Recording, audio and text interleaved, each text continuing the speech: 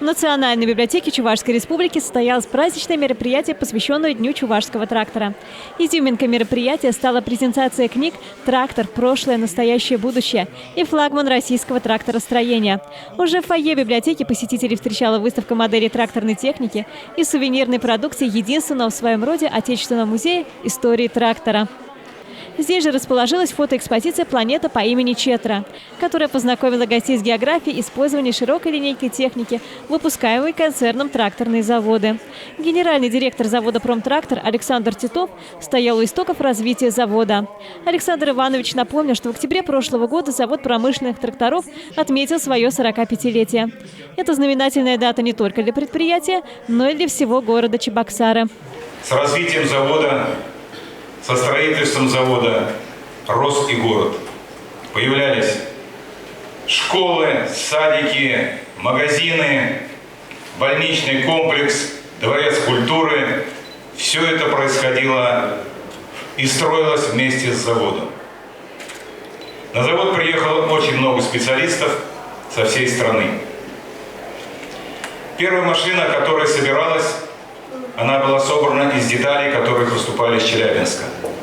И конструкция машины была разработана тоже челябинскими специалистами, которые в основном специализировались на производстве танков.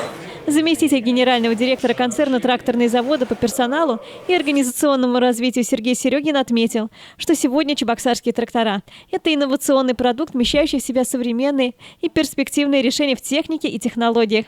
Десятки тысяч бульдозеров, трубоукладчиков, колесной промышленной и другой техники, произведенной на флагмане российского тракторостроения, заводе «Промтрактор», работают не только в России, но и в странах ближнего и дальнего зарубежья. Всего на тракторных заводах трудится более 8,5 тысяч сотрудников, 20% из них – молодежь, адаптации и профессиональному развитию которой уделяется особое внимание. Мы очень много уделяем внимания именно привлечению молодежи, адаптации, работе с молодежью. У нас активно кипит внутри концерна работа советов молодежи. Это и участие в волонтерском движении очень активное, это и спортивно-массовые мероприятия. У нас работает центр студенческих инициатив, где студенты вузов Чебоксар, работая на наших предприятиях, трудоустраиваясь на наших предприятиях, конструируют, изучают, приобретают навыки в конструировании технологий. Об истории музея и достигнутых результатах деятельности учреждения за 10 лет рассказал директор научно-технического музея истории трактора Альберт Сергеев. Вообще нужно отметить, что вообще в современном мире существует очень много разных музеев. Есть музеи самолетов, пароходов, но где собрана мирная техника, их, конечно же, единицы. Если учесть, что у нас в России есть частная коллекция в Ростове-на-Дону, и в Подмосковье есть музей Евгения Шаманского, где там есть несколько коллекций, несколько экспонатов тракторов. Но мы знаем, что у нас Чебоксары является столицей промышленного отечественного тракторостроения. И вот в 2010 году руководство концентратного завода решил создать в Чебоксарах музей истории трактора.